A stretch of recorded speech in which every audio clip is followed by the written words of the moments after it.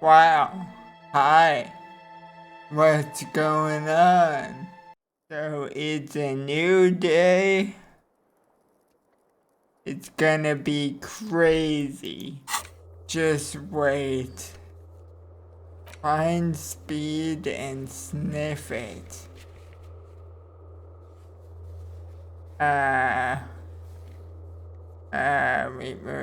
We might do that. You never know. But we do need to remember to do, go to that one balcony at 2100, which is 9 o'clock. If you didn't know. Oh, hey, look, it's the Union people.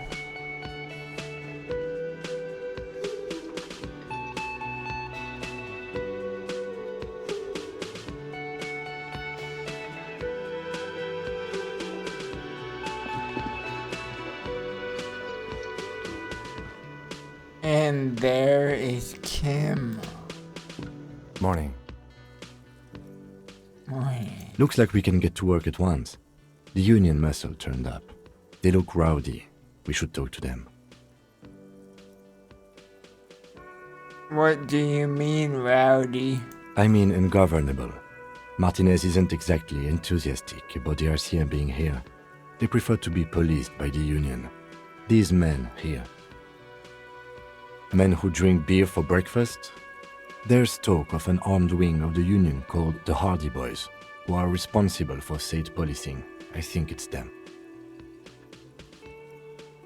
Are these the men guards told us about yesterday? I completely forgot. Sorry, I had a rough night's sleep. It's them by the looks of it. Loud and nasty, just like the manager said. Me too. My night was rough. I saw a dead guy. Oh wait, that's reality. In this game, I mean. Jesus. One loose thread less to worry about, and one big problem to replace it. There are so many of them. Maybe we should call in reinforcements. That would just escalate tensions. No captain would sign off on it. Solving one murder isn't worth a conflict between the RCM and the Debarders Union. In fact, even the death of 2 detectives might not warrant an all-out war. So let's keep a cool head, okay? He's not exaggerating about that mortal danger, just calmly factoring it in. Your fists clench and your pulse rises uncomfortably. Let's roll. One more thing before we do. We don't have to talk to them immediately. We can walk right past them, continue with our business. Good. A power move. Purposefully concentrate on something else first. Yeah, streetwise. Zoom right past. Do it on your own terms. They're in no hurry to leave. They think they own the place. Anyway, I leave that choice to you. Whatever you decide is fine by me.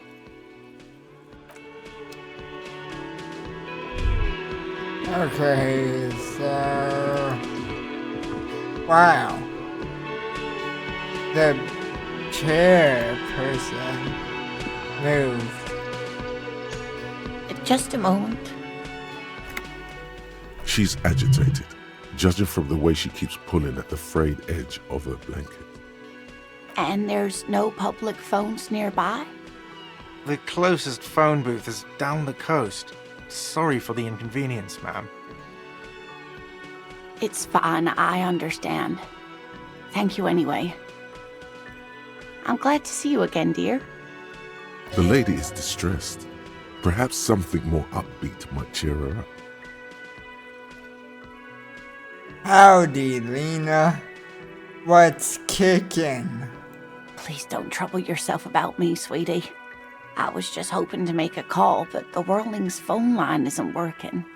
A faint smile tells you she appreciates the effort, but at the moment her mind is on more serious matters.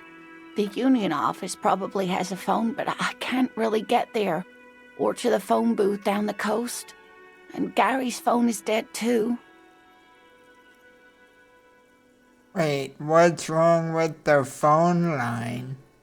The manager was vague about it. Why would he be vague about phone problems? This is something to look into later. Ask God, maybe.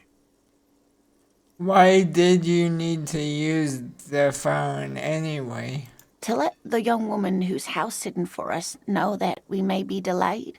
Morel, my husband, and our friend Gary were supposed to get back by Monday night, but they're still missing, and I haven't heard from them. I was also hoping she'd heard from Morel. Okay, I'll bite. Has your husband gone missing before? That's just it. This isn't like him at all. He always plans his expeditions so carefully. But you have more important things to worry about.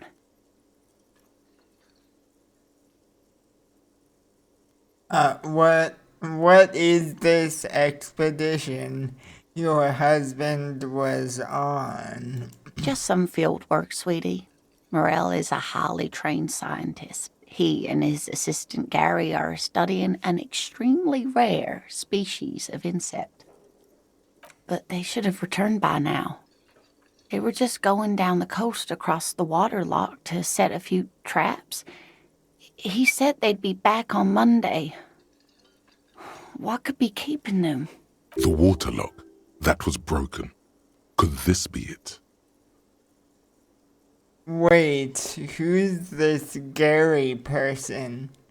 Do you trust him? Oh, sweetie, it's nothing like that.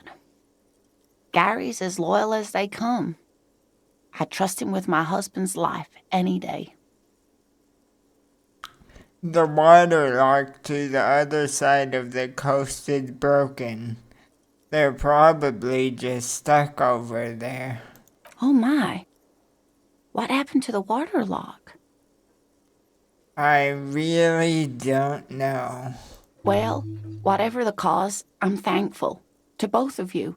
You've spared me another sleepless night. You're welcome, ma'am. I hate to ask, but if your investigation takes you to the other side of the coast, please do keep an eye out for my husband. This will surely lead to a cryptozoological mystery with that extremely rare insect. And if you see him, let him know Lena is waiting for him here at the Whirling.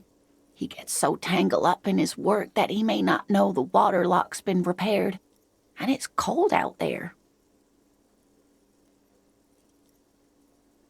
If I see him, I'll let him know you're here. When or if I get there. Oh, you're such a dear. Thank you, sweetie. So your husband is some kind of scientist? Oh, yes.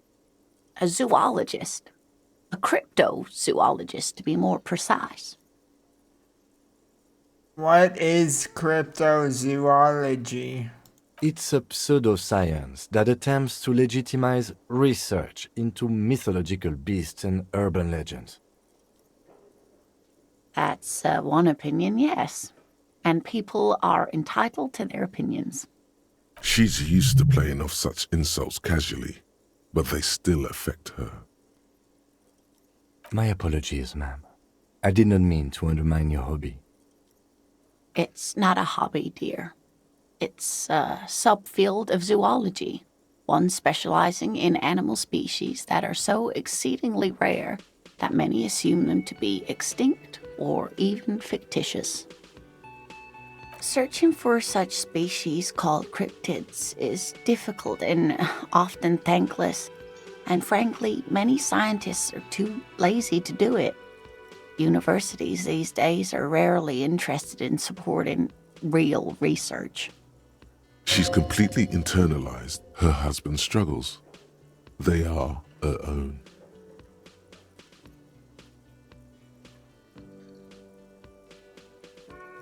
Tell me more about Morel. Looks, character, your relationship.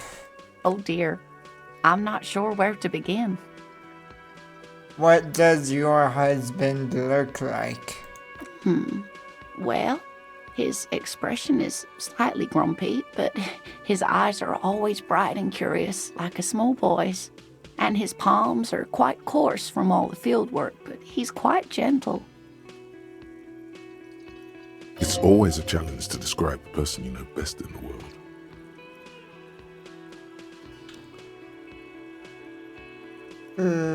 Let's try again. If I were trying to meet him on the street, what would I look for? Oh, well, he's a bit shorter than you, but with a larger frame, and he has longish white hair, usually a bit uncombed. You might say wild, even.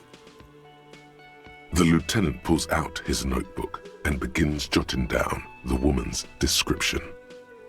One other thing, he'll likely have all kinds of field gear on him, even if he's not out in the reeds, just in case. How long have you been married? We'll be celebrating our 16th anniversary this autumn. Not the most numerically satisfying anniversary, but I like the less obvious milestones even more somehow. How did the two of you meet? Via dating agency, I'm ashamed to say.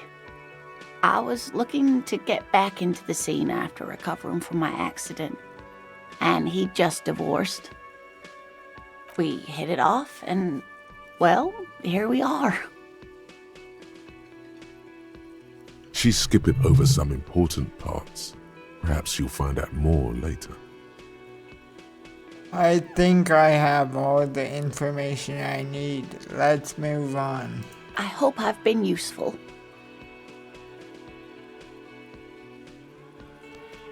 Tell me more about this rare insect your husband is looking for. Oh, sweetie, it's fascinating. But I shouldn't bore you with entomological minutiae. The lieutenant gives you a sideways glance. You're right. I don't have time for insect facts right now. Let's talk about something else. Of course, dear. That's all for now, ma'am.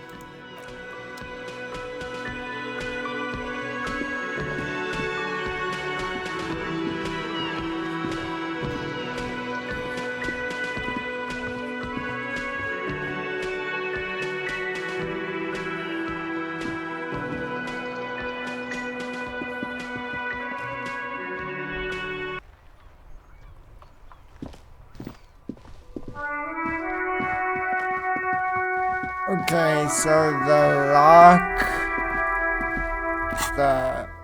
drawbridge won't be let down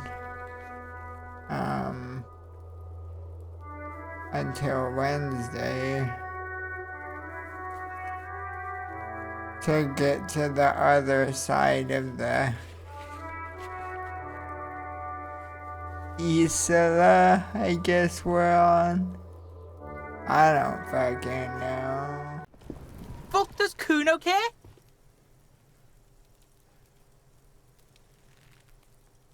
Hey, Kuno. Got any speed? Fucking right, pig.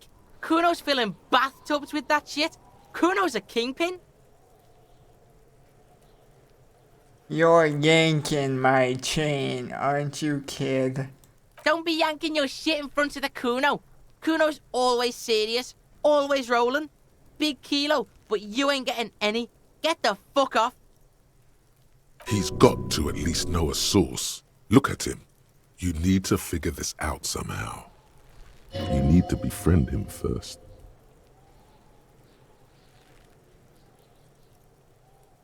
Wow.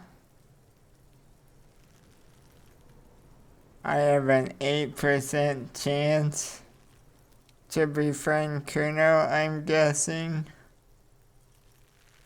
Kuno doesn't fucking care.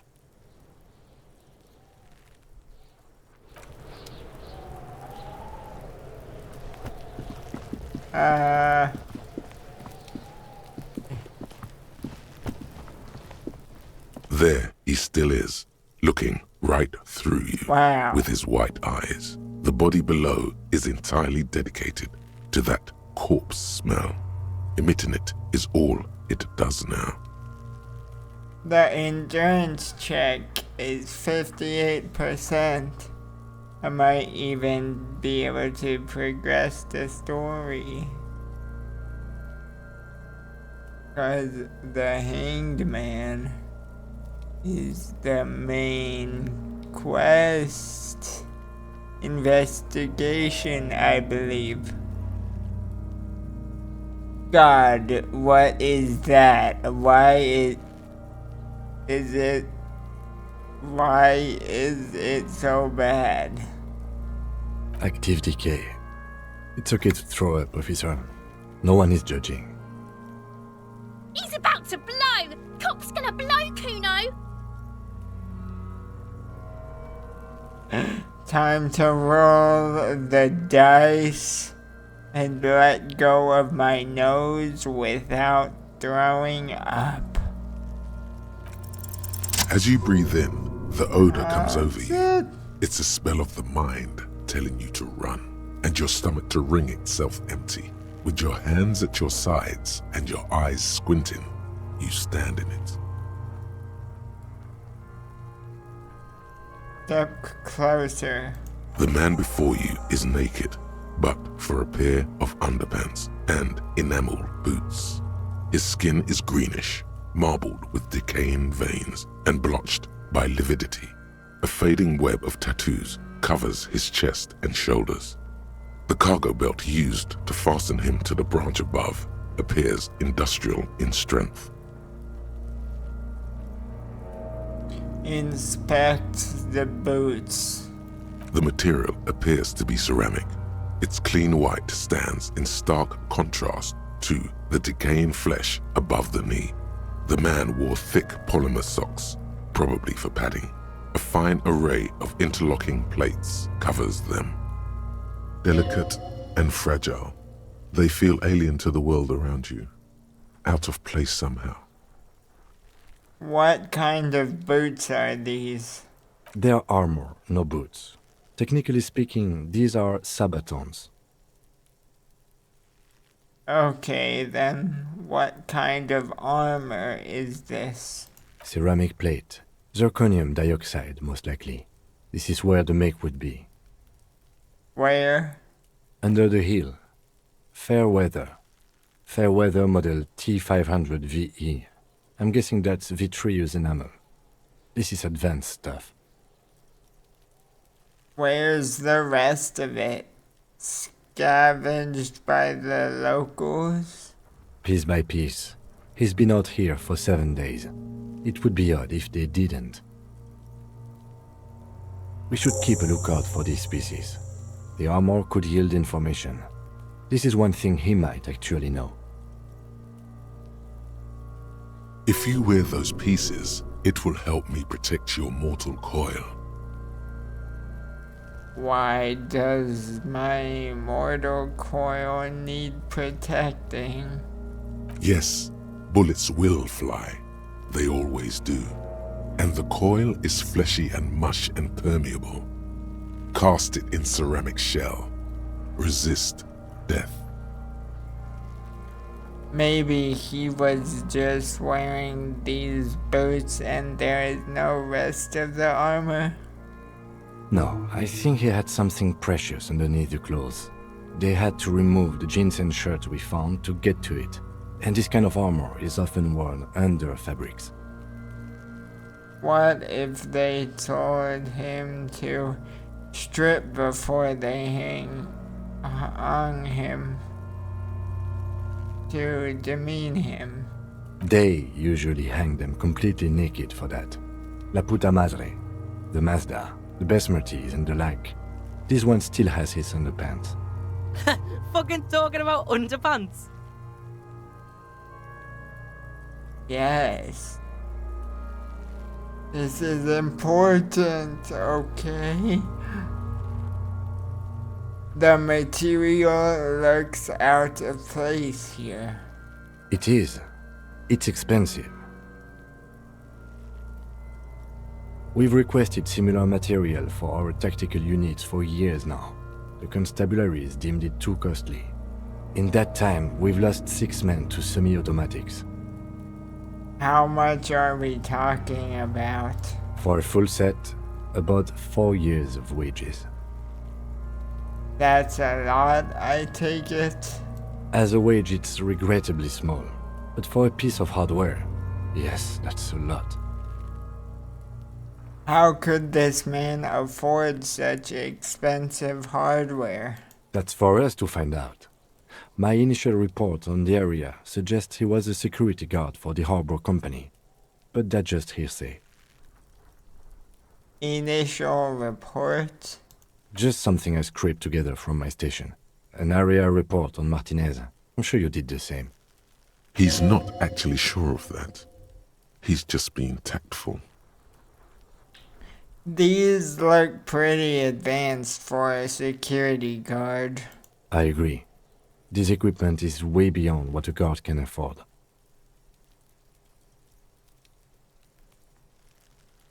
Knock on the boot. A small bell-like sound fills the air, like tapping on the side of a porcelain cup. The pry bar in your hand is itching for some action.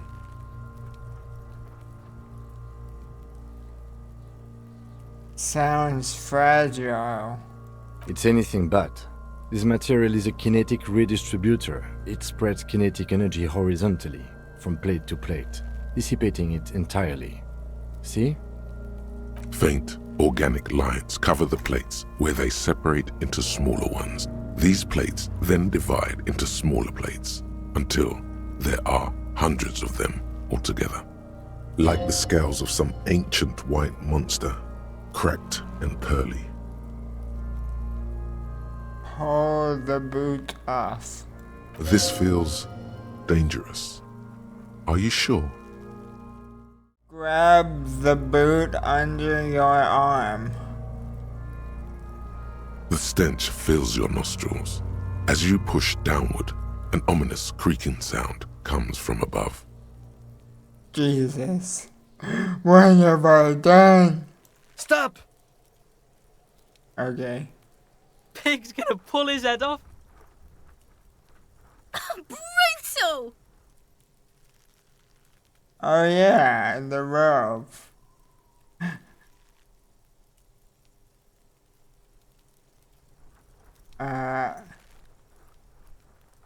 Lieutenant, you seem distressed. Why? You're about to pull his head off. Do it, Homo! I'm not a homo. Stop obsessing about your sexuality, officer. You are about to seriously compromise the coroner's case. Okay. What are you trying to achieve anyway? Why are you hanging on to that boot? I don't know what the hell I'm doing, okay? Are we not detectives? There may be clues inside the boot.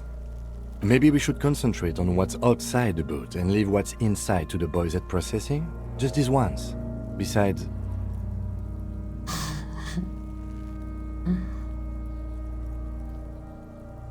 There's no way you're getting them off. All the organic matter in his body has been flowing down into the boots. They are fused to his feet now. Why do you think the locals haven't scavenged them yet? You're sure there's a way to peel them off, but first the body needs to be down. And second, it would probably be better if the lieutenant wasn't around.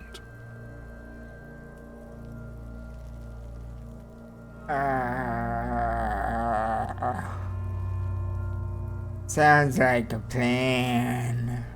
The anticipation makes you crack your fingers. Feels nice. Nice and cracky. What's going to happen to the boots then? Processing will take care of them. With the situation in the morgue, it will yield nothing. But we must pick our fights. Should we continue? Back off and look at the corpse. The cadaver slowly twists on the cargo belt, his torso covered in tattoos, and extremities blotched pink and blue. Inspect the belt. The hangman's knot is pulled tight by the weight of the corpse below. Yellow, hard-edged polyester cuts into his neck. Above, a sliding buckle ties the belt to the branch. Oh my, there's something on the belt. A familiar word that speaks to the thirst within you. What was that? A word? Vermilion, in yellow letters, along the length of the twisting cargo belt. Only a deep longing for vermilion golden spirits lets you decipher the fading logo of the local brewery. This is a bad time for a drink, right? Extremely. What kind of rope is this? Industrial strength. The kind used for tying cargo to lorries. Like in a circus, when the circus leaves town and they tie a black-spotted giraffe to the wall of a carry pen. Like in a harbor? Yes, it looks like they use whatever was on hand, paying no attention to not incriminating themselves. We're assuming dock workers from the harbor did it? I'm still approaching this as a lynching, yes. Motivated by the ongoing strike. You? No, you feel like it was something else. But what?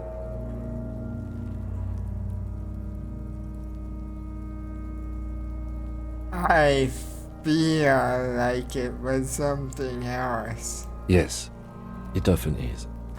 This bell worries me. They sure wanted him to stay there. The polyester seems strong. It's not merely polyester, it's steel reinforced. See these lines? This is where the wires run. I see rabbits for more than 20 strands. This makes getting him down much more problematic than I had assumed. How did they even get him up there? A noose is one of those things that's easier to use one way around. I think they lassoed the branch, then pulled on the belt, buckle closes. It's what I would do. Seems easier than climbing up there. The cadaver hangs from the cargo belt, limbs limp and torso covered in tattoos. Ooh, tattoos? Let's look at some tattoos. An intricate web of blue lines stretches across the torso, from the right shoulder to the solar plexus. Each time they intersect, a small white star is formed in their crossing. Hundreds of fading asterisks riddle his skin. Their concentration is highest around his heart. His corpse is marked by stars. What will mine be marked by? Alcohol and heartbreak. Your fist clenches suddenly.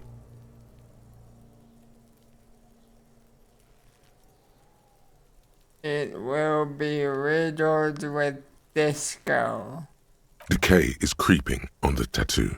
Already, most of the canvas that's holding it has darkened. Now, it disintegrates slowly, letting out a stink. Is this a map of the night sky? A map of the stars. I do see some similarity to astronomical charts. Great Century Messinian, maybe. But this seems more particular. Customized somehow. As if someone left out most of the night sky, filtering it, through personal choice. The principle of this filter remains unknown to you. The thought dissipates, and you feel as though you were only half right. I'm missing something here. So am I.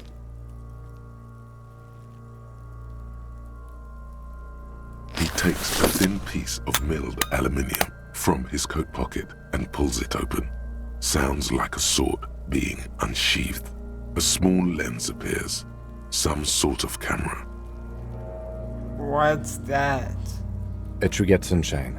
Mini. Shit, Kuno! What the fuck is that? An instant color camera. This is the first time he openly acknowledges the kid's existence. I have only 2 ampoules, so nobody move. I don't want to waste one.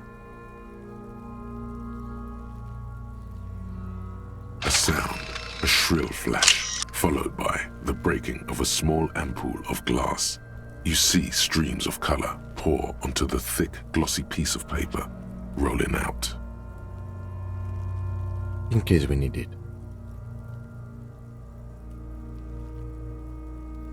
Cool machine.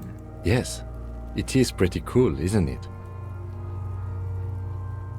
What do we need this photo for? It contains insight to the victim's person. By his build, I'd say this was a man of physical violence. The story he wanted his body to tell was important to him. It is his letter, to us. Someone should decipher it. We'll need to show it around. Here, a souvenir. Don't lose it. Wow. The glossy-eyed corpse looks by, his mouth mute and his skin as colorful as the chemical rainbow on the photo paper, teeming with opportunistic organisms. Look him in the eye. His eyes are milky white and blind to the world, protruding comically from their sockets. There is no one home, just subaquatic terrors there. Dark brown hair grows on his head. His face is ready to explode from the organic processes inside. The death's head grin has passed. What remains is an unrecognizable mess. 97%. I don't know if it's gonna work. 3% chance to mess up. Let's try it. I'm gone. Where have you gone? Into the wild pale yonder. Where is that? In the past. Way out in the west. I can see you're gone, but who are you? I'm a joke. Look at me. There's nothing funny about you. There is nothing funny about jokes either. Who were you when you were alive? A killer. A motherfucker.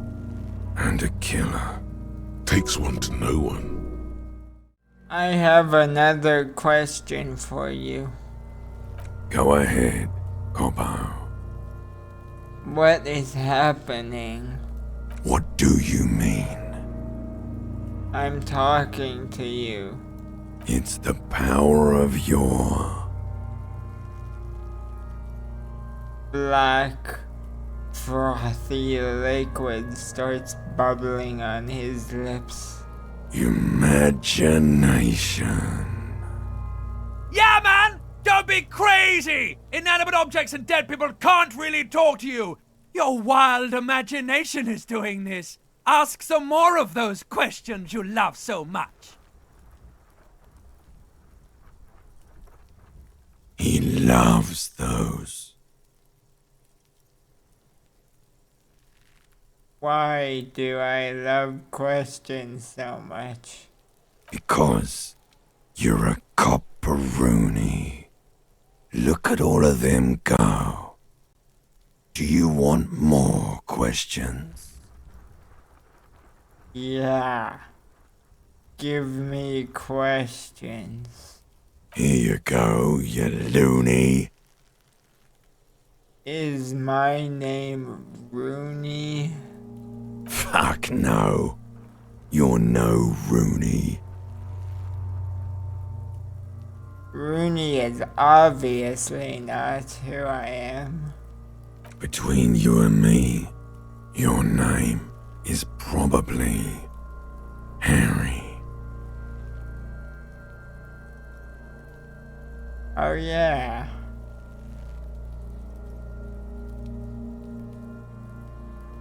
I think he said the same thing in my dream. Wow, that's crazy. I feel like I've been getting a lot of Harry lately. You might be onto something there.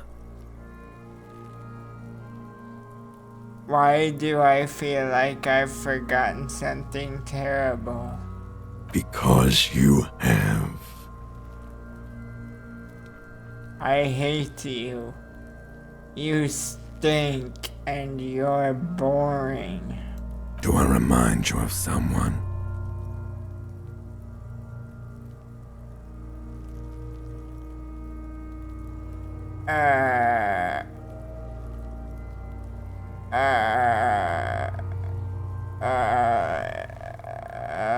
You don't remind me of anyone. There you go. Look at that bright kid.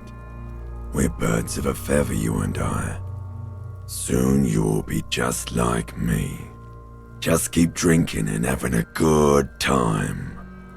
It's a matter of weeks. Feeling nausea, vomiting, tenderness or pain around the liver area, tiny red lines on the skin above waist level, more like days, Coppo. The clock is ticking. Your liver tells you so. Enough. Come back later, Corpo.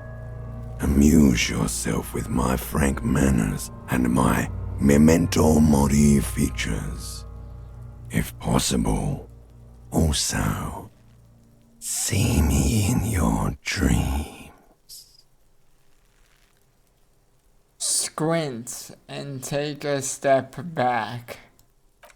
As you narrow your eyes, the monster before you blurs into a violent mess of green and pink. Observe. Only the lower extremities are pink with a dash of blue. His fatted hands, thighs, and his neck, just above the noose. The rest of the corpse appears dark green in the cold spring air. I'm squinting, Kim. Why am I doing it? How should I know why you are squinting, officer?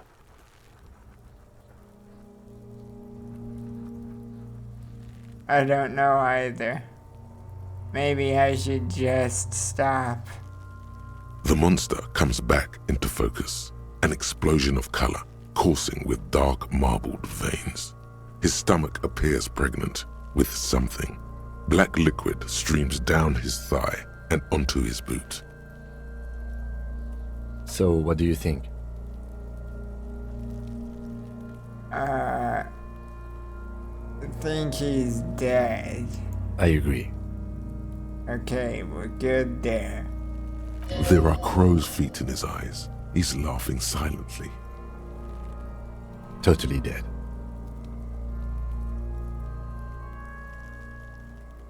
This Buster's not coming back. No siree. I don't know what to think. What do you think? I think he was upright immediately after death. Blood has gathered in his hands and feet, and his neck. The noose acted like a tourniquet, keeping the blood in his head. The hypostasis here is in tune with the hanging. That's what I think.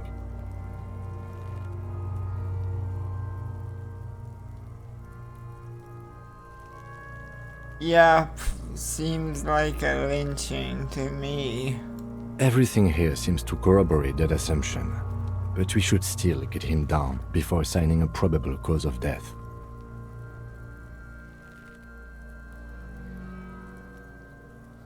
He's beaten up. See the bruises?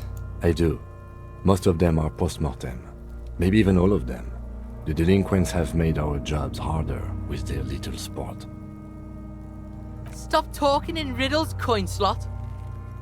He means you fucked him up good, Kuno. Fucked him up brutal like. But there is no breath to catch. Only the cadaver filling the air and your nostrils. He slowly rotates before you, decomposing. So, how do we get him down? Are you sure we finished the preliminary examination of the cadaver? We might miss some of these things once he's done.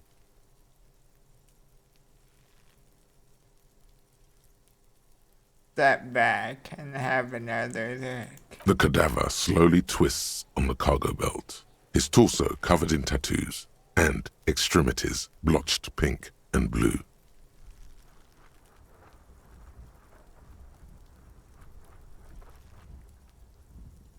Yep, the preliminary examination is done. Let's get him down. The steel-reinforced belt presents a unique challenge. I brought chain cutters, but I don't see a good angle of approach to the belt. The cadaver is a good 1.2 meters up. Neither one of us can reach the belt without assistance. And even if we do, there's the question of cutting it.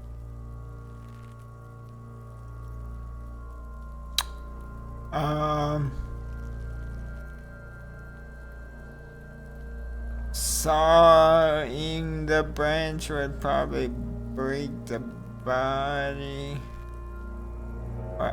Wait. Maybe we could shoot him down. Yeah! Bang bang time, pig! Shoot his head off! How?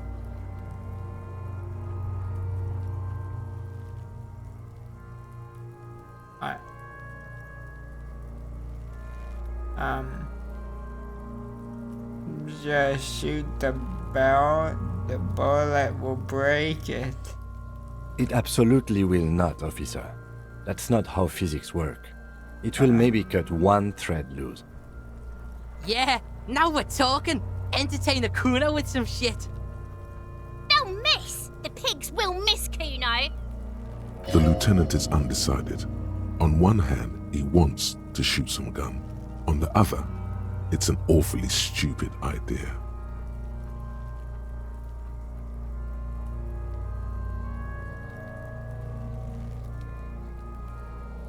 Wait. Let me try. The lieutenant's brow is furrowed. He appears too deep in concentration to even notice what you said. Silence. With his elbow sharp, the lieutenant unzips his jacket and produces a lightweight firearm.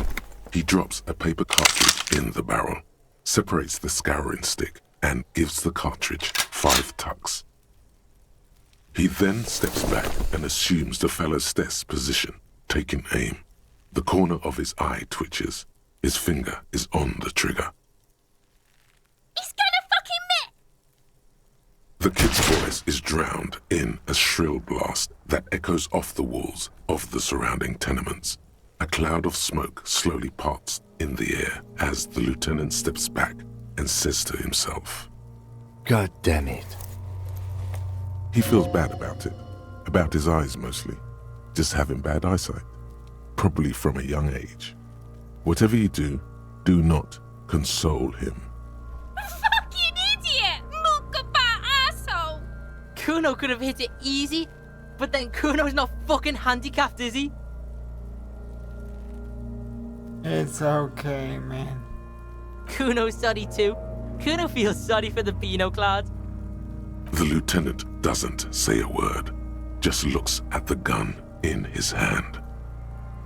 What now? I have to say, it's beginning to look unlikely we can get him down without assistance.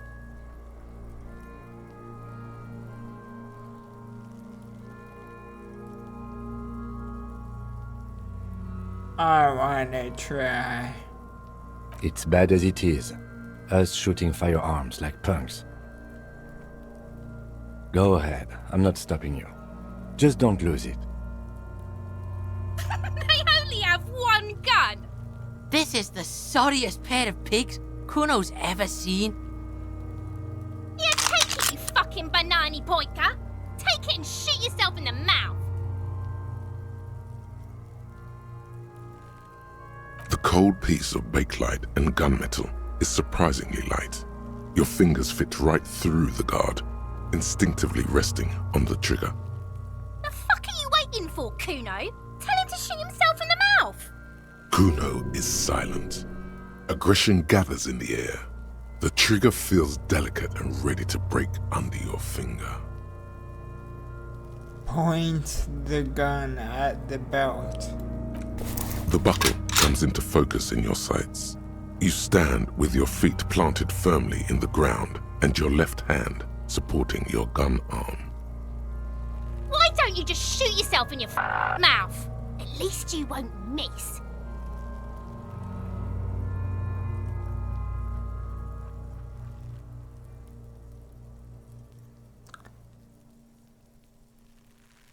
Jesus, point the gun at. Close your left eye first. Your field of view narrows. The branch slowly moves, becoming entirely two-dimensional. The metal buckle glimmers, catching the morning light as the corpse slowly rotates. As you wait, your breathing slows down. Some mosquito-like organism buzzes in your peripheral. Look, he's crying. You gonna cry now, fucking faggoty?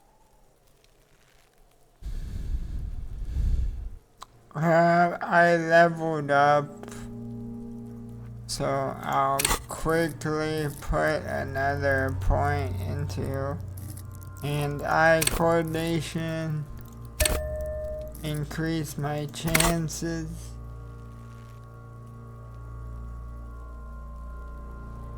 Here we go. Wow. The buckle explodes into tiny pieces, coming loose with a whir. With your hand numb from the recoil, you look at the body slump down. For a moment, the man appears to kneel in front of you, looking straight at you, helpless, trapped within itself. Who killed you? Communism. It takes a millisecond for the association to flash within your cortex. You have no idea where it's coming from, only that it's right. Then the rigor in his muscles gives up, and he smashes sideways into the spring mud, letting out a horrid stench. How did I do that? Oh, I leveled up again. Crazy. But yeah, how did I do that though? By being a damn good shot. Ace is high.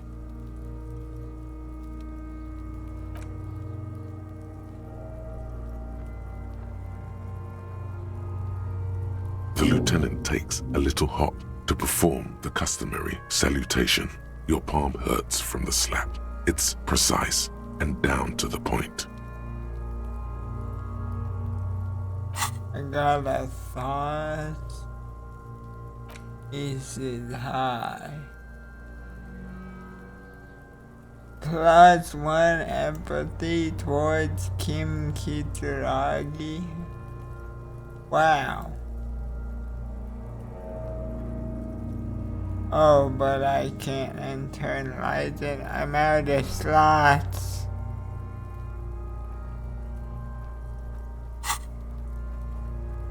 I knew these guys were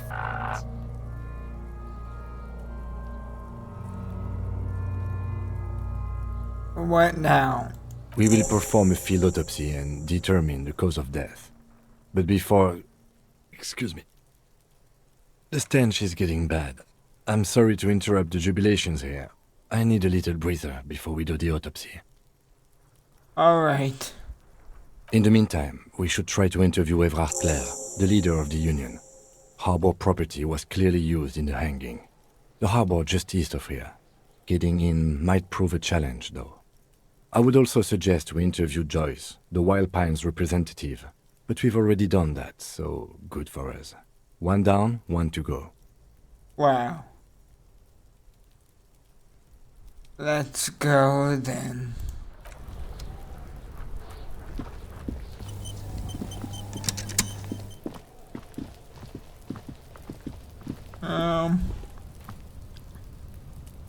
I feel like this is a way An inconspicuous pile of the roofing material, That- Eternite. I could get into the harbor. I feel, okay?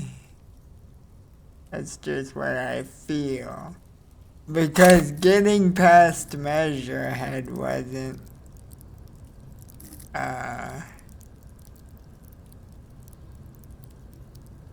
couldn't do that. Couldn't do that at all. For this white check, I need perception. So I'll get perception. I see, hear, and smell everything. Let no detail go unnoticed.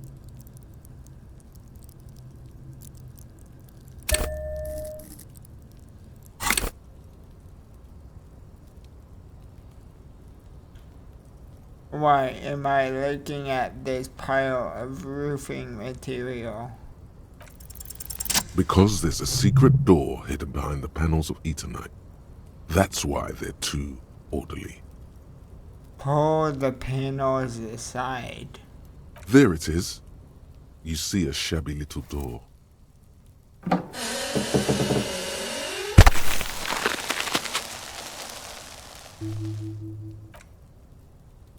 What is this then? A tool shed? Let's investigate.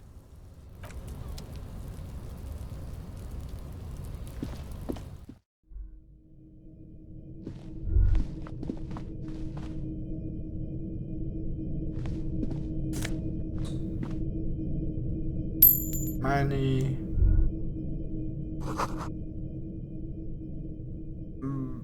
Silver plate with yellow powder. Amphetamine. Sweet amphetamine. Maybe this Kuno kid knows where to find more. The lieutenant isn't studying the powder in the mirror. He's studying you.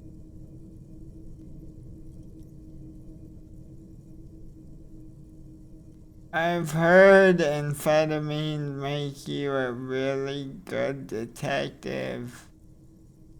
Are you a really good detective? No, I'm just a regular detective, thank you very much.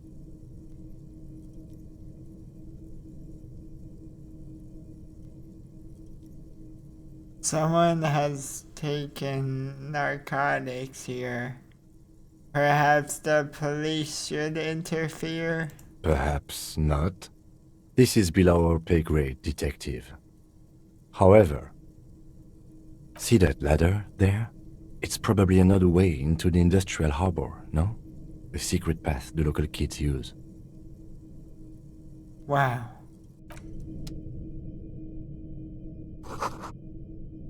Get out of the way or get fucked up.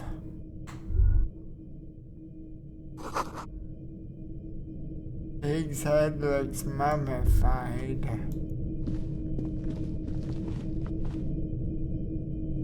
Up the ladder.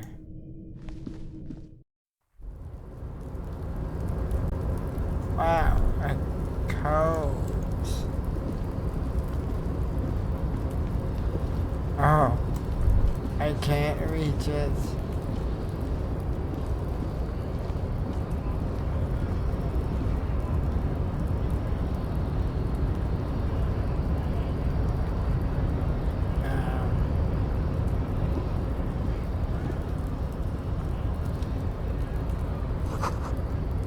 This doorway will collapse soon. That's not good. Restoration pillar.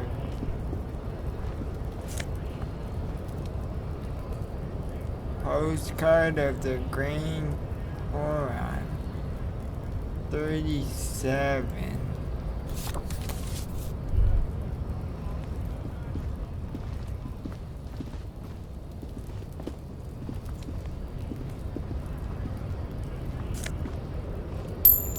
Wow, money. I need 20 real a night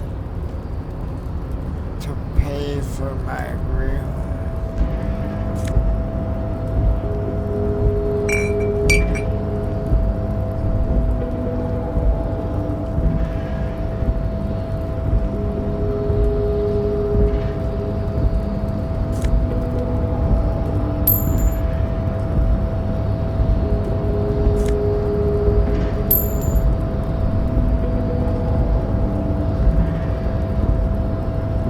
Wow, look at all that real.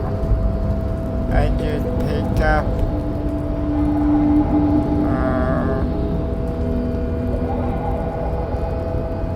Was there anything else up here? What the hell? Oh, I can click the fence? Okay. You see a set of tire tracks in the brown slush that covers the plaza mosaic. Why am I looking at this? Cop habit. You look at everything. What kind of vehicle drove through here? Hard to say.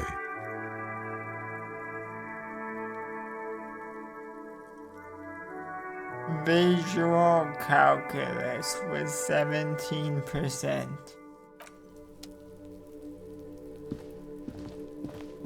Okay, so since I wasn't able to get into the harbor, I will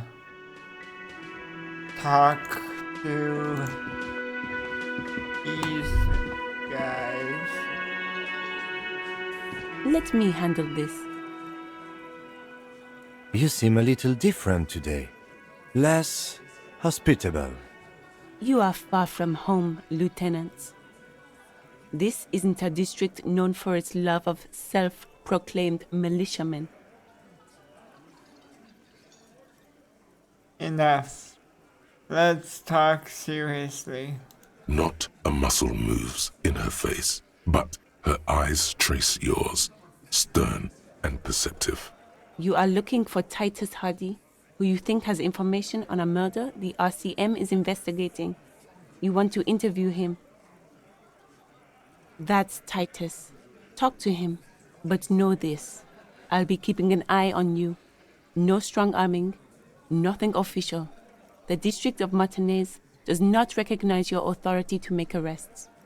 It doesn't matter if you recognize our authority. We will make an arrest if we have to. She says nothing. Her glare speaks for her.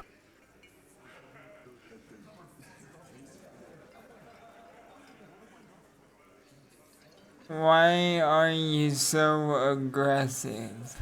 Aggressive? You make your living enforcing violence. These people are just dock workers. So you were spying on us, and now you represent murder suspects. Just dock workers. Listen, you moral intern lackeys. You're a mob, enforcing the unlawful privatization of Revachol. 20 fat men in the Occident are stealing it all, and you're their bodyguards. Fuck yeah. So ask what you came to ask, or get back to your commanders.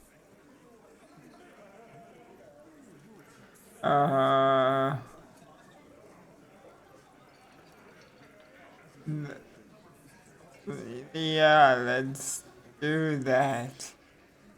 Let's ask those questions. Let's. What's your role in all this? Obviously, I'm a lawyer. a legal counselor for the Dock Workers Union. I would urge you to consider what you say to my clients. I should talk to Titus then.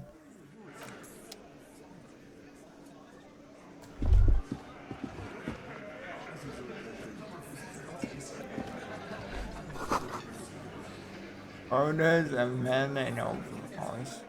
This is where you say your bit.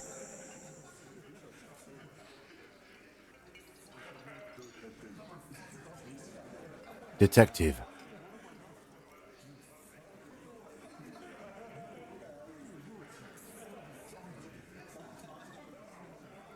We need to talk about the man hanged out back. Oh, this is about him. A real looker, that one. You sure took your time, huh? Waited for him to get real ripe and pretty for you. Oh, he was a real pretty boy. Hanging up there, letting out that pretty boy smell. I can't for the life of me understand why you did it. I mean, I would have just left him up there. You must really like cleaning up other people's shit. You might want to start asking your questions now. It's not going to get better than this. These guys are so macho, they're ready to confess to first-degree murder. Ask if it was them. Scan the room. No. I's here. You got business with my boys. You got business with me. The boys are too eager to please him to keep their mouths shut. You're gonna get a good head count here. Just wait. Yeah! You fuck with the Hardy boys, you fuck with Titus Hardy. Relax, Dennis. No one is fucking you yet. Yeah, Dennis, calm down. No one's fucking you, you stupid fuck. Let Dennis enjoy his fucking, man. We don't mind. Yeah, you're not even being fucked, Dennis. Easy, fellas. We got company. Let's see what brings the cop around. Too late. You already scanned the room. You got a pretty good picture. A picture of what? Of the actor's hair. You could take another look at the tracks in the mud on the crime scene. Compare it to these guys.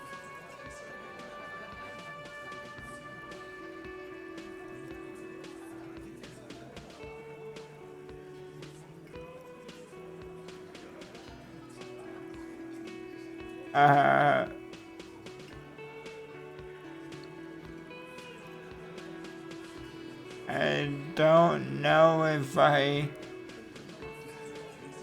just blatantly ask if they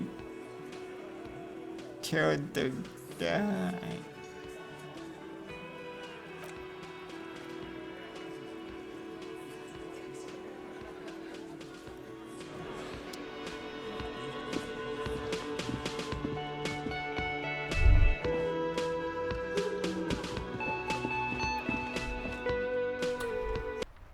I suppose I was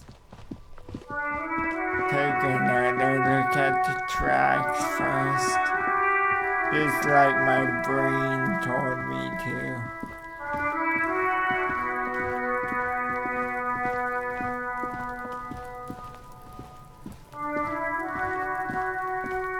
There are several footprints in the mud, left by work boots. Anywhere from 6 to 12 pairs have walked here.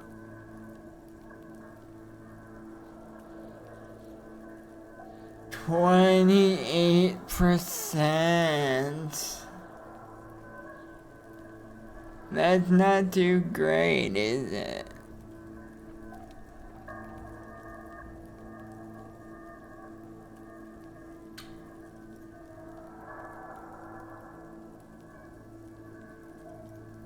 Well, it's a weight check, so I'll just try it.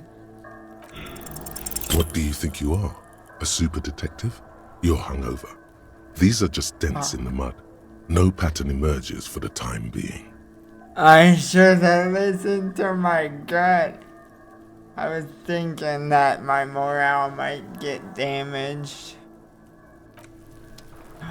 Always listen to your gut, kids, okay? The man hanged in the backyard. Did you do it? The pretty boy. You guys really love talking about that pretty boy. Funny. But my partner and I have a serious matter to discuss with you.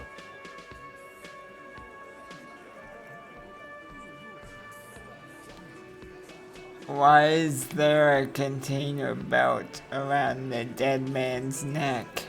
Container belt? Like we use in the harbor? Yes, why? Because we took it from the harbor where we work. Then we went out back and used it to hang him. As he speaks, his fists contract, going through the pulling motion again, savoring it. We did this together, all of us, until he was dead. That's why there's a container belt around his neck.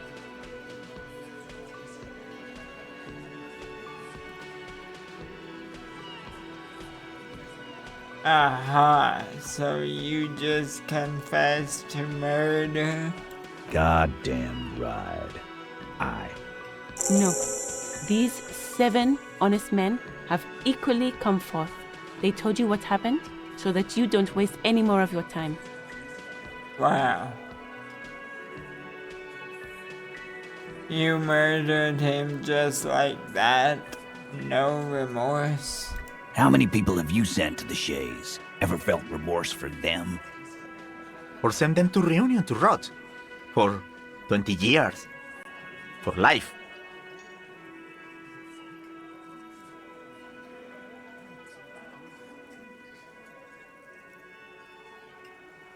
What we do is different, okay? We enforce the law. You just kill people like it's nothing. But you see, a lawman, is something people agree upon. And here in Martinez, we agreed that this man had to die. Who called the shots that night? Are you deaf? There will be no singling anyone out. You can't arrest a Hardy Boy without arresting all Hardy Boys. Do you think you could do that? Do you think you could arrest them all?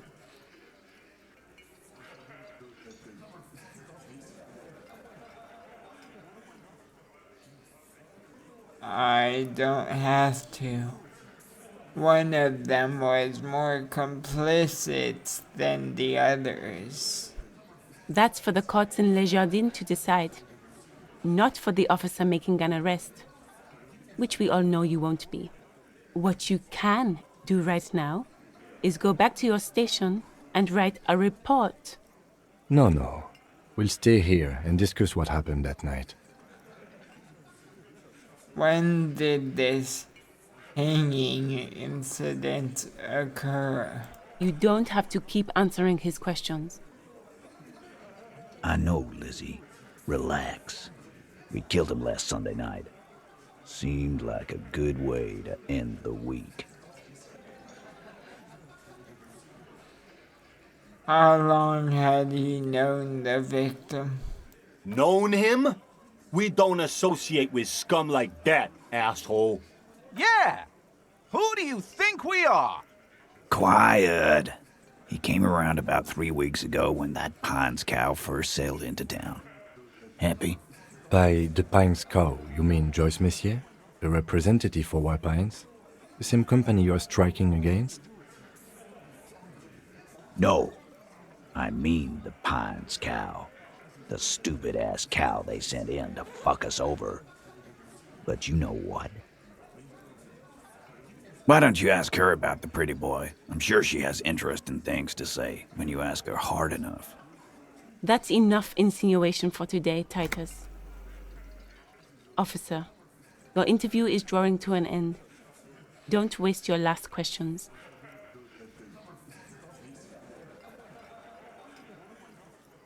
Why did you kill him? Why? 'Cause he was worthless mercenary scum. And he stepped out alive in my town. So he was a mercenary, that's it? And he stepped out of line. What kind of mercenary? The kind that shows up when you start a strike. The experienced kind, too. Had Kohoy and Semenine written all over him. Ex-Oranese Special Forces. A live grenade. Right here in our bar. This one has a special gripe with him coming here. I can't prove it, but I know he was sent by the Wild Pines. They hire merc shit like that. Story of every strike from here to Samara. Hold on. How do you even know he was in Special Forces? 'Cause one night, he walked straight up to the mic and said, "I'm RNA's goddamn Special Forces, and I'm gonna fuck you all!" Really? Yeah, really. Had a gin and tonic up there, sang some RNA's paratrooper song, and said he's gonna fuck everyone. We couldn't believe it either, but he fucking did, right there. Like some kind of animal. Right, but what did he actually do wrong? Wrong? He harassed women, raped one, harassed workers, threatened to kill some as a warning. There's a slight unease in him suddenly. He regrets mentioning the rape. To kill us all, if we don't open the gates, if we don't let the scabs in, if we don't bend over. And that was before he started coming here. Yeah, he said it was his favorite joint now. Started coming here every night. Drinking, grabbing girls. Grabbed one of ours mid-karaoke, right there on the stage. He grabbed someone? Yeah, this girl's on the mic. A beautiful girl, young. Gets into the second verse of Lover Lake. The fucker grabs her legs, starts screaming. "Show me your cunt! Why don't you show me your cunt?" Then, he gets knocked on the head with a wine bottle. Doesn't even fall down. Was this the same girl who was essayed? Aren't you fucking listening? My man is talking to you. He took care of it. They got the girl out before anything else could happen. Yeah, me and Eugene got her out. Aren't you fucking listening? Okay then, now about the man you killed. What about him? So, what are we going to do now? Nothing. Your investigation here is done. Leave Martinez, go back to your stations where you belong. I think we're going to stick around, thanks. Some things don't add up here, Titus. I've done this job for long enough to know that people don't just confess to first-degree murder, even if it is a group responsibility. We're going to look into this. Good luck with that. You've heard everything a rent-a-cop is gonna hear from us, real law officials. You're lucky you didn't get a beating. Rent-a-cop? So that's what this is about. He doesn't see you as his equals. Forget about their games. You've mapped out the characters. Reading the footprints in the yard should be easier now.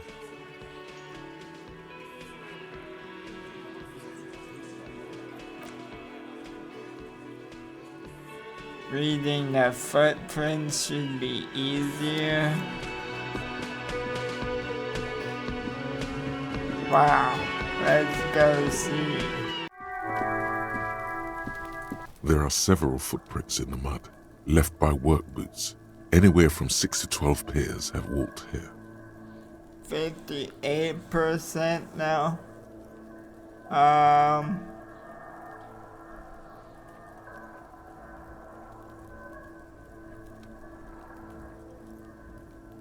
get an exact count.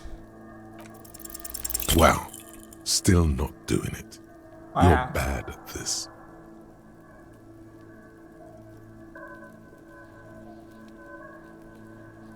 This seems really important. Tracks on the scene and I can't read them at all, Lieutenant. Don't beat yourself down. Neither can I. We'll have another look later.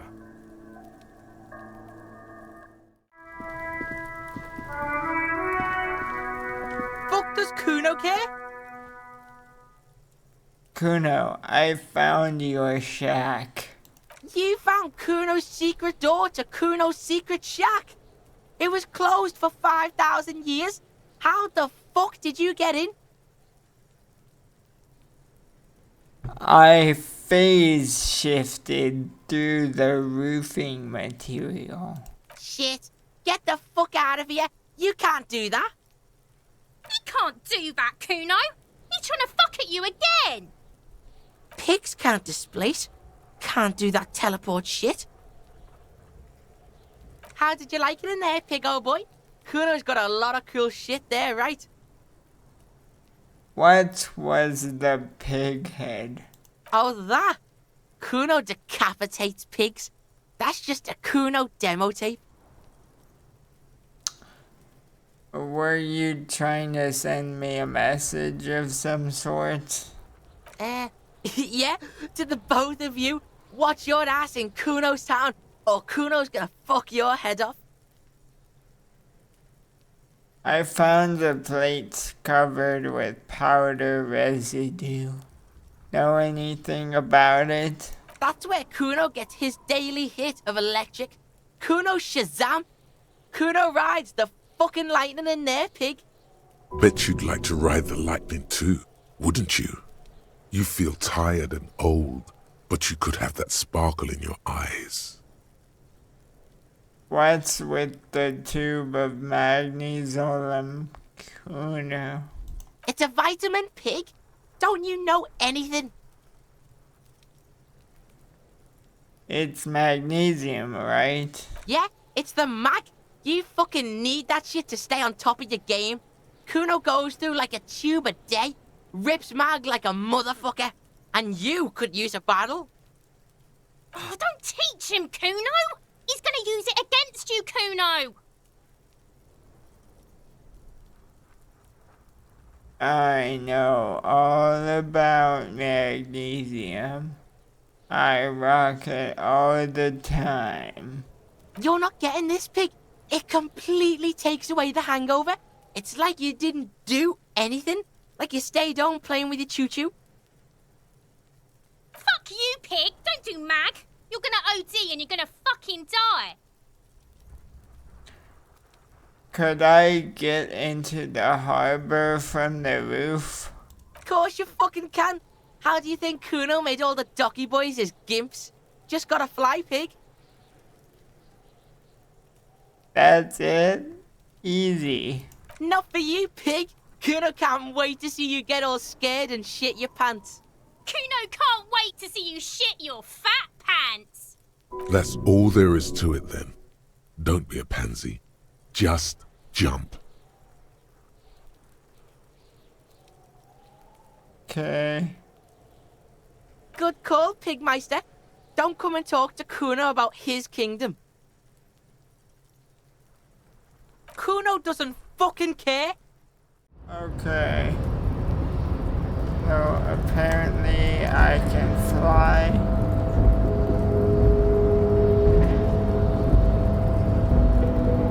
Somehow. No.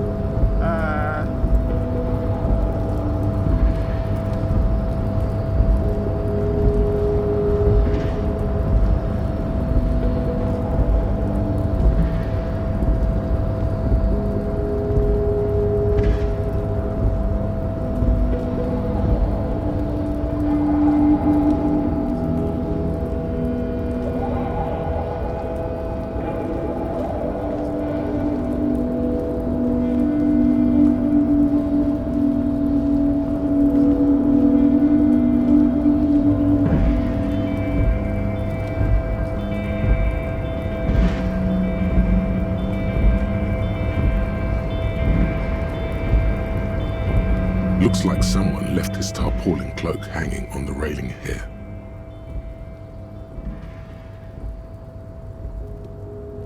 Can I fly to it?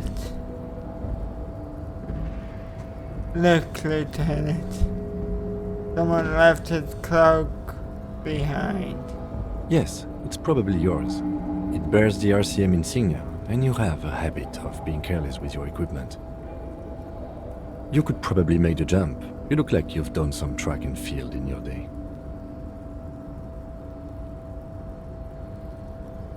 Yeah. Look around. The wind is aggressive up here. The lieutenant looks at the enormous crane towering in the distance over the container yard. The look in his eyes is a mix of the engineer-like interest and the wonder of a 6-year-old seeing a horse for the first time. Motherfucker. Now that's a huge crane. Yes, that's one way of putting it. It's certainly an impressive achievement of engineering. But I digress. We were focusing on your cloak here.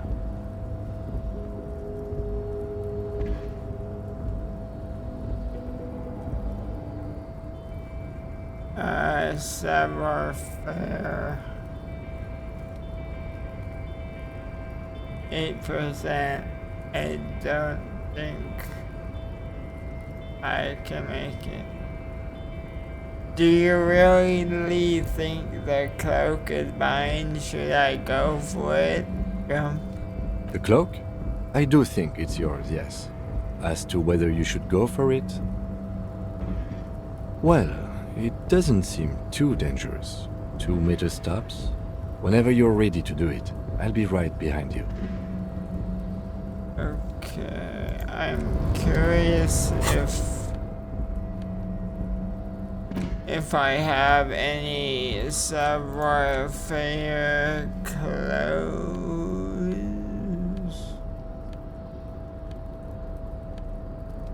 I do not. Okay. Oh right, picture of the tattoos. Lieutenant Kutaragi snapped this photo of the hanged man's tattoos. It displays the intricate web of blue lines stretching across his torso. You have to admit, it looks quite cool. An intricate web of blue lines stretches across the torso of the hanged man, from the right shoulder to the solar plexus. Each time the lines intersect, a small white star is formed in their crossing. Hundreds of fading asterisks riddle his skin. Their concentration is highest around his heart. It still kind of looks like a map of the stars in the night sky, but something's not right. Who are you? Gone. What's the meaning of this tattoo? For you to discover.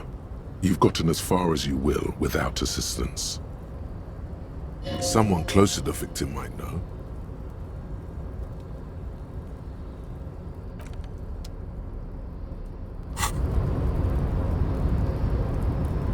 Okay, I don't think I can make that jump yet. Wow. I can look at the dead body on the ground. The rotting man lies on his side with his eyes looking straight through you. The belt is still around his neck. His body is supine and open to intrusion by autopsy. The lieutenant adjusts his glasses and takes a deep breath. Oh yeah, I forgot about the autopsy.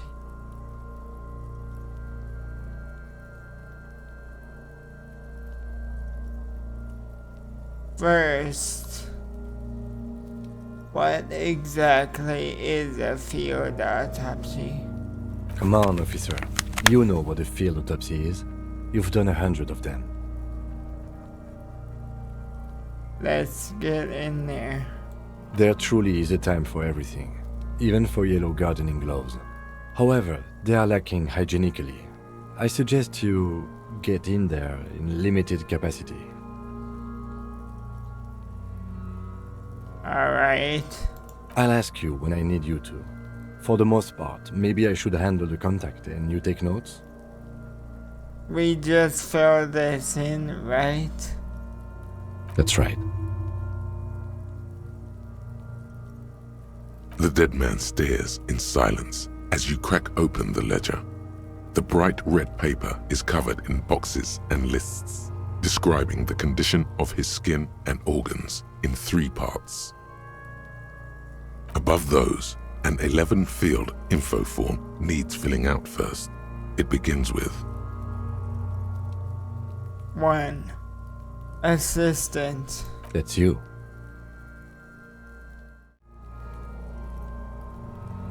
Only the first question and already I don't know the answer. Not an energetic start to an autopsy, I agree.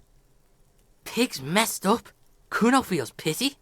Just leave it empty, officer.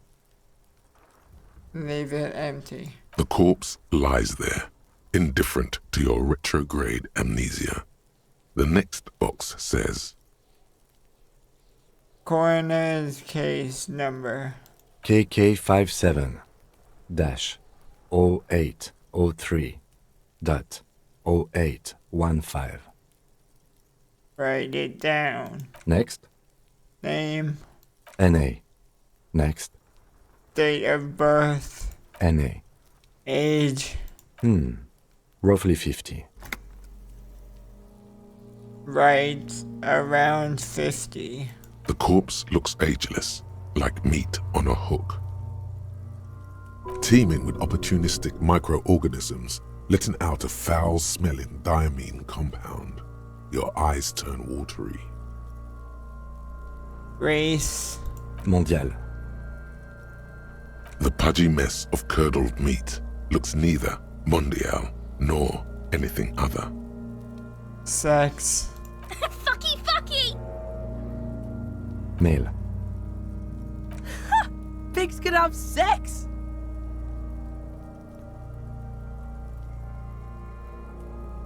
Nor does he look male, with his pregnant belly and indistinguishable face.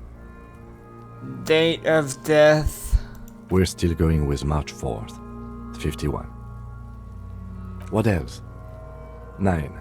Body identified by is non-applicable. 10.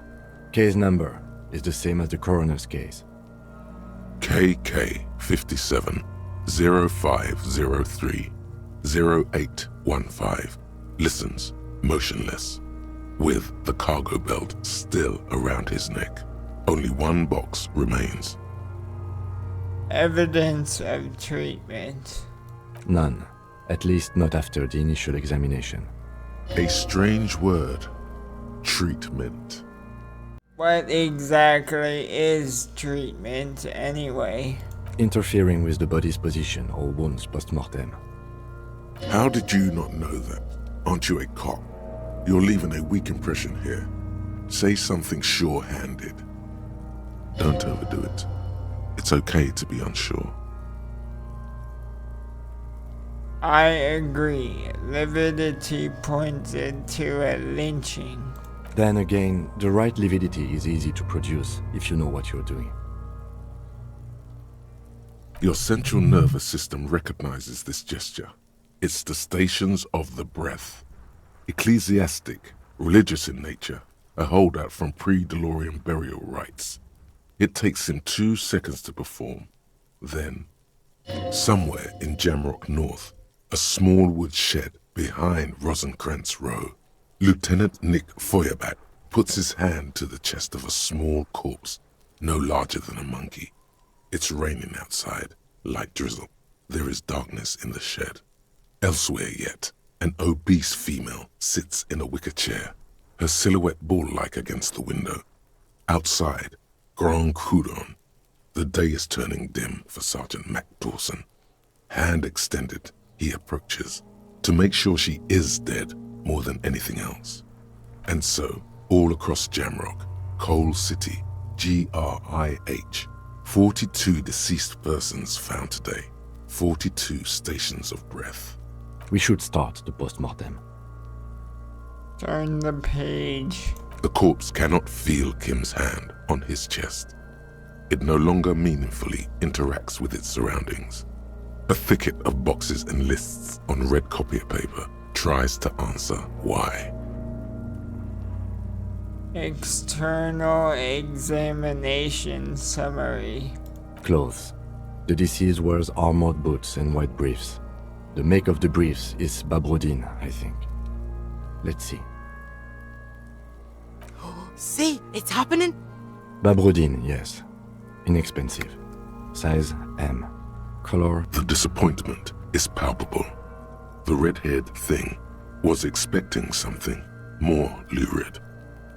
Oops, I clicked too early. The color was white, okay. The boots are ceramic, vitreous enamel. They are fused to his skin from blood flowing downward post-mortem.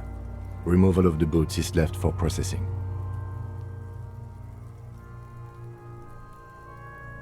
When am I gonna get them? Patience.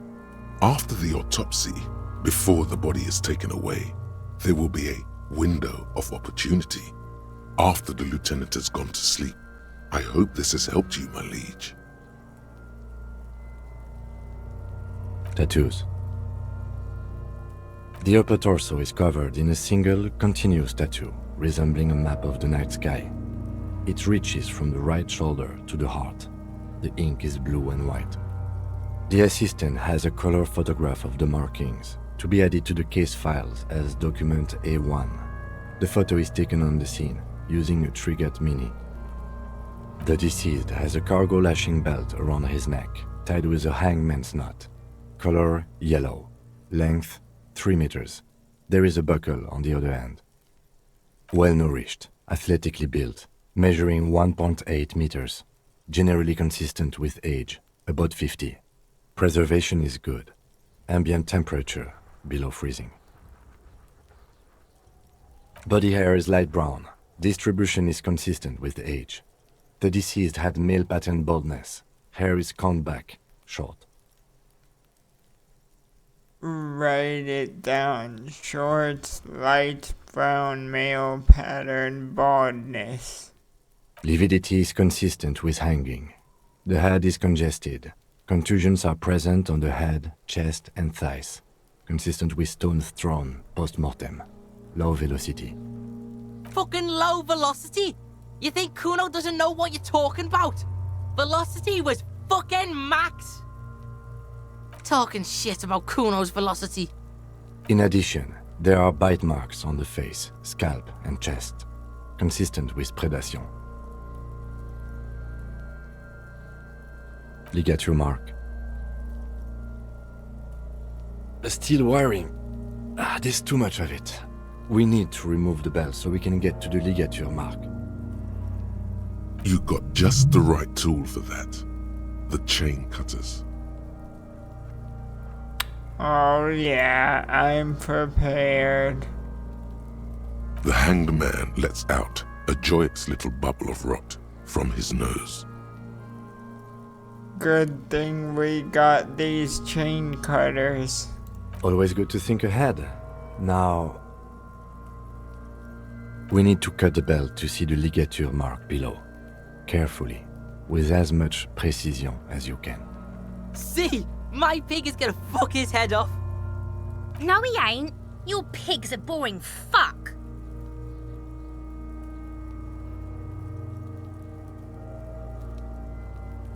Look for a good spot to cut. The belt is equally tight around the whole circumference of his neck, swelling over the edges like white bread rising from the east.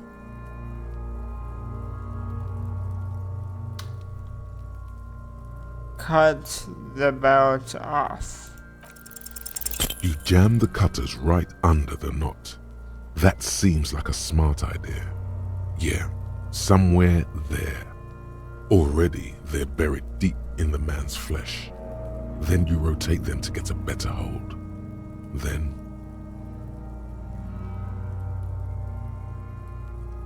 rotate some more. a really, really bad smell is coming from there now. And some kind of cracking sound. Enough. Cut some. Yeah, fuck him! Fuck that faggoty! Corpse fucking time! Told you my pig was hardcore. I should have a go first. I think I have a strategy. Okay. He sinks the cutters into the knot, preparing to perform the cuts, with his elbow to his knee for precision. Yes, that's much better form than you had. Snap. The knot is slashed. Another cut and the belt falls apart like a flower bouquet, revealing the dead man's neck and the dark red ligature mark around it. Here. The rope rises to a point, leaving a gap in the ligature mark. The suspension point is in the back of the neck, on the nape. As it ought to. This is where its grip on the curdled meat is gentlest, pulling up. Hemorrhaging is observed on the skin, above and below the ligature mark. The mark is well pronounced, consistent with a drop from 1 or 1.5 meters. Chest is intact, normal contour, abdomen is protuberant, pelvis intact, genitalia... No! It's get up and see! I fucking knew it! This is clearly what they've been waiting for, ever since the autopsy began. The lieutenant is trying to make it as boring as possible. Genitalia is male and unremarkable. No evidence of injury. Back is symmetrical and intact. Upper and lower extremities are intact, but asymmetrical. There are combat injuries on the right hand, thigh, and hip. Bullets have bitten little pieces out of him. It must have been excruciating, especially the hip. Before you is a temple of pain that knew little tenderness in life. In addition, I see smaller, residual scars, too numerous to count, covering about 30% of his skin. This is the body of a soldier, a mercenary. We have a real museum here. Of battles, wars. Last item, hands.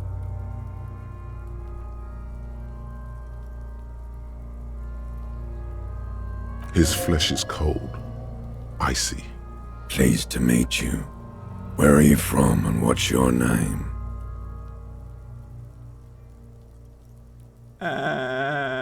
I'm from...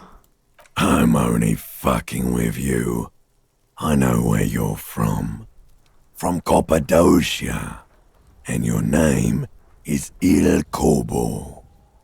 What can I do you for, Il Corbo de Cappadocia?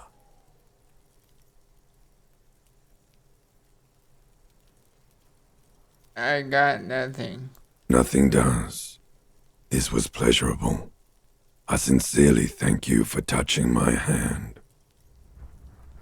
We should do this more often. Be close like this, I mean. Hands are clean. No sign of injury from struggling. Ooh. That's all for the external. Well done. What next? Internal examination summary. Central nervous system. I have nothing. Do you have anything on this man's central nervous system? You don't even have a joke. Nope. Musculoskeletal. Purge fluid is coming from the mouth. Not injury related. Eyes and tongue protuberant. Hyoid bone. Let's see. With his eyes almost closed, the lieutenant puts his hand on the dead man's throat and begins to massage it, gently. A rotting smell erupts from the mouth. Purge fluid runs down his lips, black and viscous. Yeah, jack that fucker off! The hyoid bone is fractured. The rest of the musculoskeletal system is intact. Unremarkable. Respiratory system. Oral cavity shows no lesions. The victim has received dental implants, possibly after a combat wound. Mouth swollen, hemorrhaging present in mucosa of the lips and mouth. From here, it looks as though the clown-faced man is screaming. The tendons of his jaw are torn apart, hyoid ripped from the force of the lieutenant's hands. Look inside the dead man's mouth. No scream, no sigh of relief rises from the darkness inside. It's humid there, sickly sweet air, unlike anything living. You feel like throwing up. No, you don't. You can keep it in. You can keep anything in. Write it down. Hepatobiliary, NA. Same for toxicology and serology, NA. Cardiovascular. The body exhibits heavy lividity. Blood has gathered in the hands, feet, and neck. Hypostasis is visually consistent with the hanging. Gastrointestinal. Digested semi-solid food in stomach. Voila. Write it down, but omit the voila. What's next on the list? Description of injuries. Summary. Let's see. We have bite marks, contusions on the head and chest, and a ligature mark encircling the neck. You'll need 3 fields. Leave a 4th one too. Bite marks. Head, chest, and scalp bite mark injuries. Predation by birds has caused damage to the body. Odontologist does not need to be consulted. And your opinion, officer?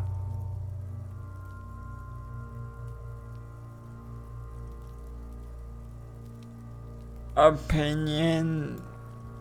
Fatal injury. Fatal injury by seagulls? Yeah. Seagulls are robots from the government. Everybody knows that. The man was murdered by seagulls.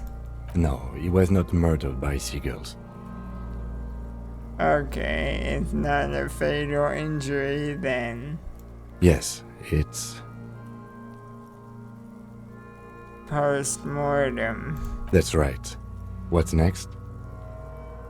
Contusions. So, the scalp bleeds from a post-mortem head injury, a stone.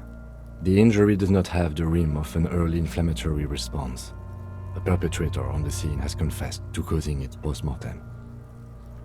At maximum velocity, fucko! Has confessed to causing it at maximum velocity. Coagulated blood sticks to his scalp and chest, where the countless stones have hit the dead man. Beneath, the description of injury. 2 boxes.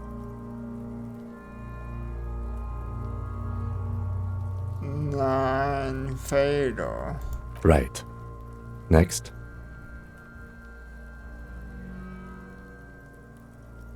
Ligature mark. A dark red abraded ligature mark encircling the neck, with a gap on the nape measuring, let's say, 7 centimeters. The hyoid bone is fractured, the cervical column intact. I see hemorrhaging on the skin, above and below the ligature mark. Depth of the mark, 1 centimeter. No signs of clawing on the neck. Below the note, 2 customary boxes wait to be ticked. The man's head jerks to the side. The ring around his neck is visible. He is deep in thought, eyes fixed on the bright red ring around the dead man's neck. Why do you say that? Is it the Siegel murder again, or are you serious?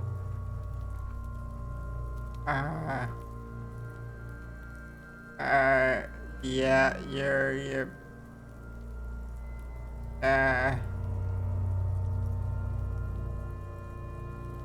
Siegel murder, you're right on the money with that one. Did you? I'm not so sure. I thought we could establish the cause of death here, officer. Now I think we should leave it empty.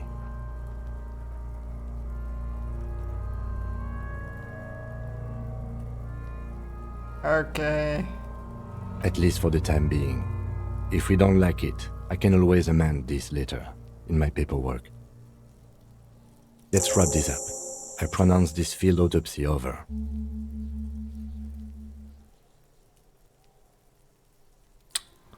First, how did it go? It was an irregular field autopsy. We did not establish cause of death, which is supposed to be the goal of an autopsy. But, personally, I do not see this as a parameter for success. What else? We were thorough with the list of injuries, too. We described them all in detail. What is there to say? Given the circumstances, it was a professional field autopsy. Oh yeah, well done, Master Detective. Maybe a drink is in order?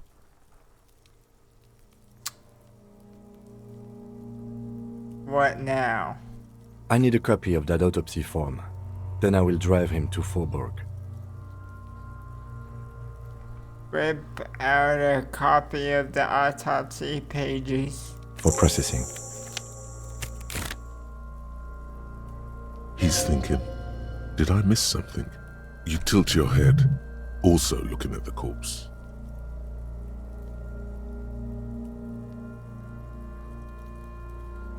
Let's bag him. Okay. I need a little help for carrying him to the holding pen of my kinema. I can take care of the rest. There go those beautiful enamel boots. May they rest in processing. What should I do in the meanwhile? Continue working here. The locals, the case, or attend to your own business. I will meet you downstairs in the Whirling in Rags tomorrow morning 7:30 sharp. Okay.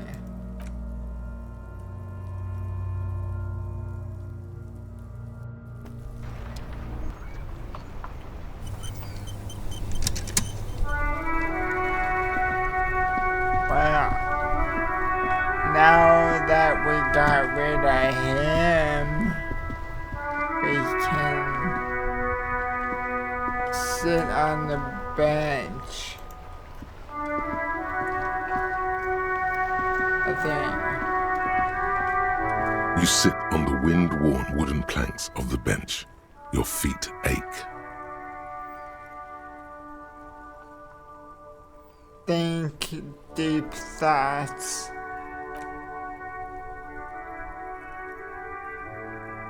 You finally stop picking your nose.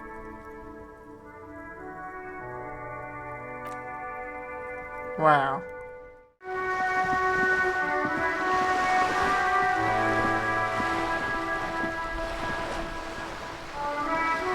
You're back. Good. What can I help you with? Do you know something about these tattoos? That's the man who was killed.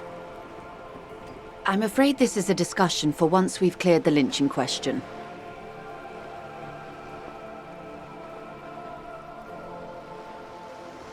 So you know something about the tattoos? Better not tie the fourth day to the bat's day on this. I hope there is something else I can help you with. She wants to answer the question. Protocol keeps her from it. You might be able to aid my investigation. I doubt it, but I can try and answer any questions you may have. Ever had any dealings with Everard Clare? He's been by the shop a couple of times. There was something awfully deliberate about that laziness. Why do I feel like you don't want to talk about him? Are you hiding something? They weren't the most pleasant interactions. Small town bigwigs always want everyone to play a part in the play they're staging. But I bowed out at some point. I prefer to watch from afar while the bigwigs come and go. I heard the four women before Everett disappeared. It was all very strange. That forewoman was more pleasant than Everard. But I guess it's all the same in the end. Did he discuss union business with you? He tried. Wanted to come to some mutually beneficial agreement around my dealings with the dock workers. I politely declined to hear him out. What kind of arrangement? As I said, I refused to talk to him. That's why he came back a second time. That's also why he hasn't come back a third. Did he buy anything? He purchased a remarkably garish paperweight the first time he was here. Nothing the second. I have something to sell. Sure, let me have a look. Oh, wow. I have a fascinating photo of a corpse here. Oh, no. I don't like those kinds of objects. No sale. Do you even know what the tattoos mean? Aphotic paths, counter-radiance networks, anti-magnetism. It's darkness. That's all I know. Sell me something lighter. I'd like to sell my clothes. I'm not purchasing any more clothing at the moment. And especially that tie. It swallows photons around it. I have no need for necrotic objects. Your mother is a necrotic object! Lowman, you caught me at an opportune moment. This awful weather keeps me awake. You can entertain me with your questions. I still don't really understand this whole Borero thing. Of course not. To truly understand the Boyadero, you need to listen to On the Western Plain. Okay, what's that? It's an old ballad about a young girl who falls in love with a daring Boyadero. He promises to marry her as soon as he returns from the Western Plain. I'm guessing that doesn't happen. Of course not. The Boyadero returns from the Western Plain a changed man. One night, as he and his beloved are out walking along the river Maigret, she pleads with him to give up his riding and settle down.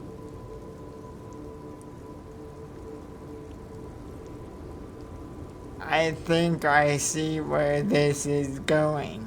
So the Boyadero strangles his beloved and throws her body in the Maigret.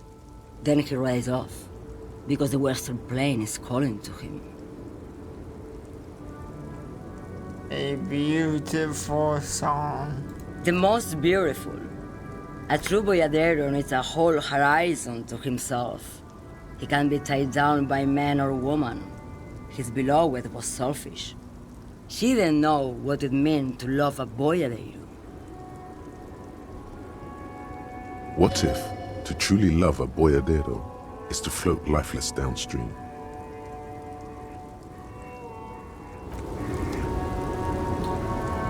Wow. I didn't understand anything that was just said. On that note, I think I'm gonna end this part. Bye.